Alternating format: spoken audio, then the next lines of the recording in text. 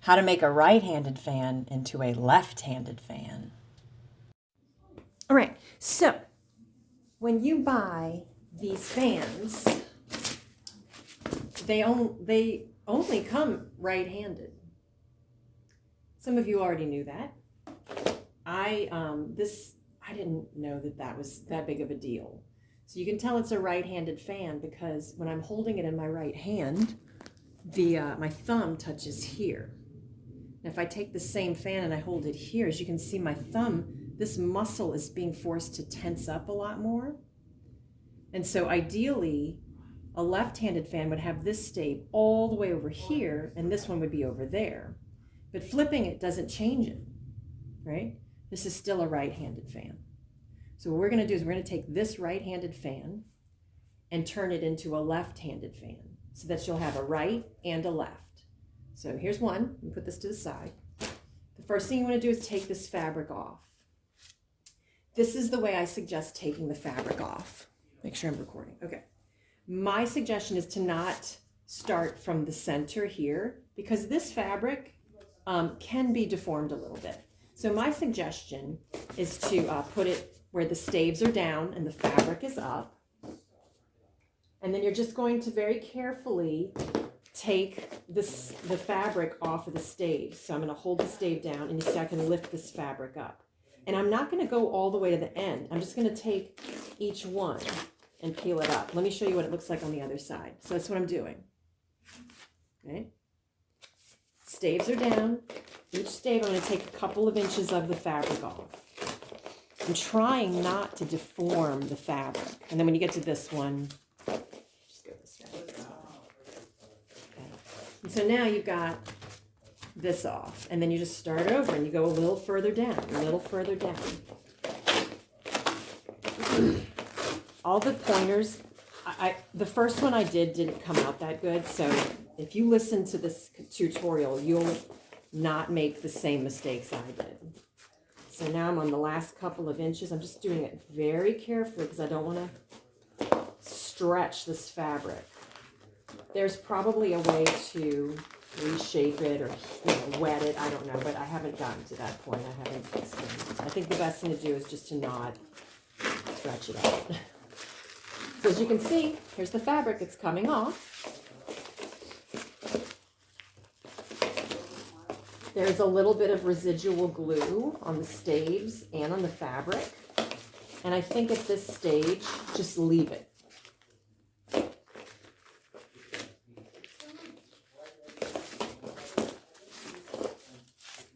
Here's the last one. Again, I'm not going to start from the bottom here. I'm going to start up here. So here's the fabric. I don't know how to iron this. You could probably iron it, and then there is some glue here, but just leave it. It's fine. So here's the staves. Normally they would go this way, but we're going to go this way. Okay. So again, they came this way, with the one on the right being on top and the one on the left being on the bottom, but we need it to go the other way. So I'm just going to this. So now the one on the left is on top. And I'm going to go ahead and spread them all out. Because again, I want you to not make the same mistakes I did. There is residual glue on the bottom here. I'm going to keep it facing down. And then the residual glue on the fabric, I'm going to have it pointing up. This will stick a little bit because there's glue on the fabric. I'm just going to put it right there on the edge of that stave. And then there's residual glue on the bottom of this one. And I'm just going to stick this onto here. This is not permanent at all. This is just a means of measuring the fabric. If you start on this end and glue, glue, glue, glue, glue, by the time you get over here, your circle, your semicircle here is going to be off-centered. So this I found is the easiest way to keep everything symmetrical. And then kind of place the staves on top of the glue. There's glue on the fabric. There's glue on the underside of the stave. And I just line it up. And I stick it back on. This one goes here, goes here. If it doesn't stick, that's okay, because we have glue and we're going to actually glue it. Another mistake that I made when trying this earlier in the week is skipping stave. See, look, I skipped the stave. So this is how, by kind of mapping everything out now, this is how you can not permanently glue that stave on the wrong part. Just mapping everything out.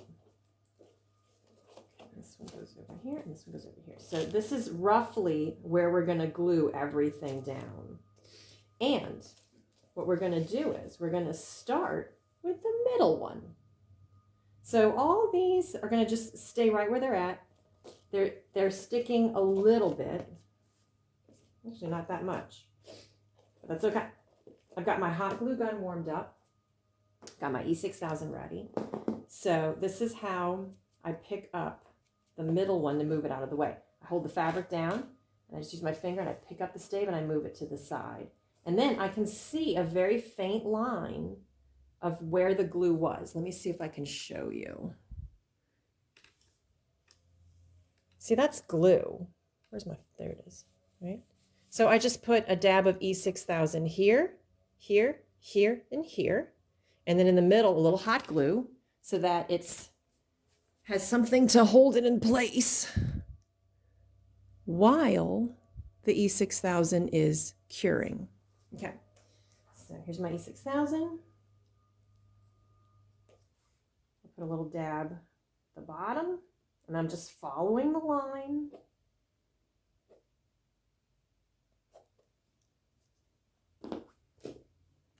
One, two, three, four. I've put 5 drops of E6000 on some of them. I'm not quite sure if it's better or not. And then there's the hot glue. And then I hold the fabric down again. I pick up that same stave and I just drop it right on top of the hot glue and press the stave on. This is the bamboo stave. They seem to be very durable.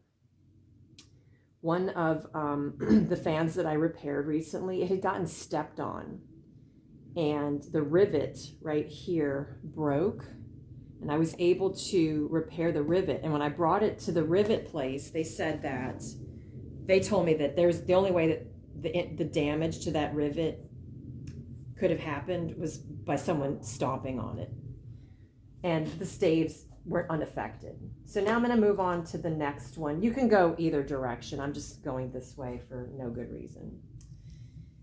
I'm going to follow what I can see is a line of residual adhesive residue. A little bit of hot glue.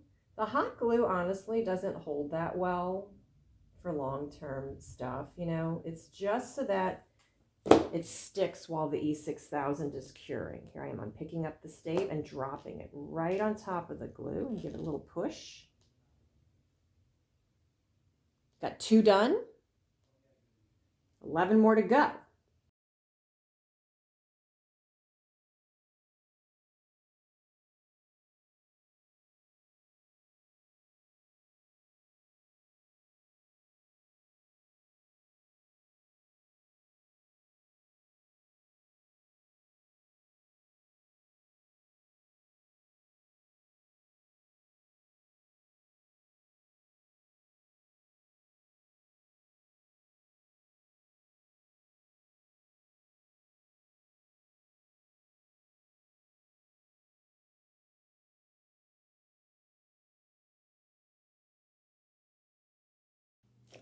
On the last one, save that for last.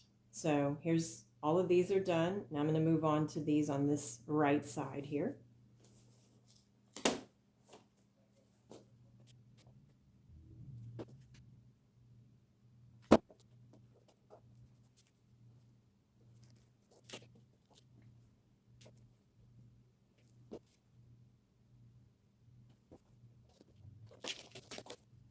So this stays under, so pay attention to that. Computer type this one, there is one really fast, so don't get hurt.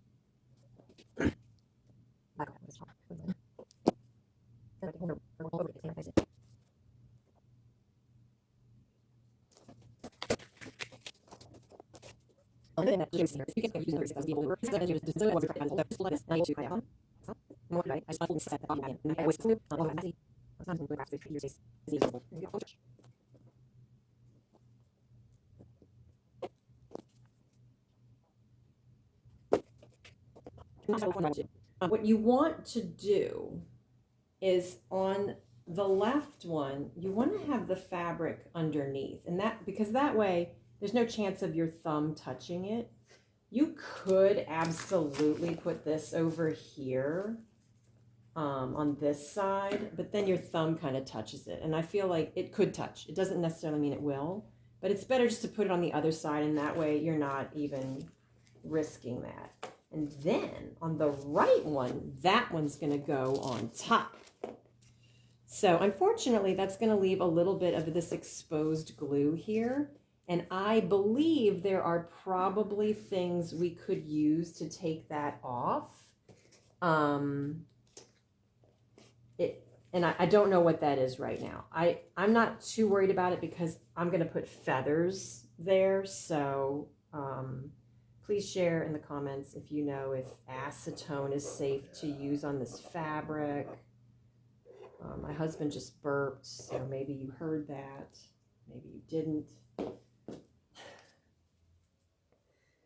And yeah, I bet there's some sort of maybe rubbing alcohol, or I wouldn't use goof off adhesive remover because that stuff is so oily. I don't really like it. And I usually like paint my fans anyway, so I don't like to have any kind of oil contamination on the fans. Okay, so now when I do the left one, I'm going to flip it over. Okay. And then here's the residual glue on this fabric, which again, I'm not too worried about because I usually end up painting my fans a little bit. And also, there's going to be feathers, fake feathers, faux feathers glued to it.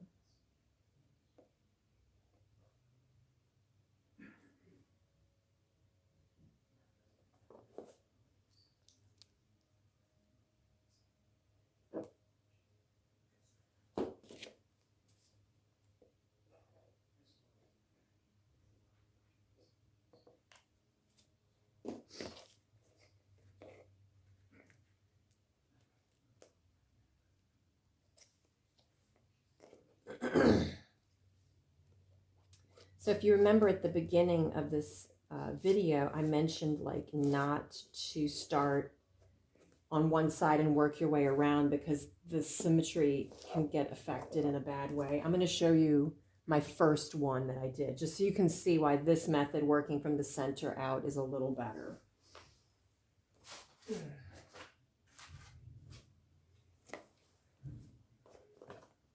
So as you can see, there's a lot of space here and less over here. And that's, I think, because I started on one side and I worked my way to the other. By comparison, this is much more even. I wouldn't say that it's perfect, but it's much closer to being symmetrical than this one. Anyway. So if this is your first time making these, just know it gets easier and better with every set you make. All right, next I'll put the feathers on.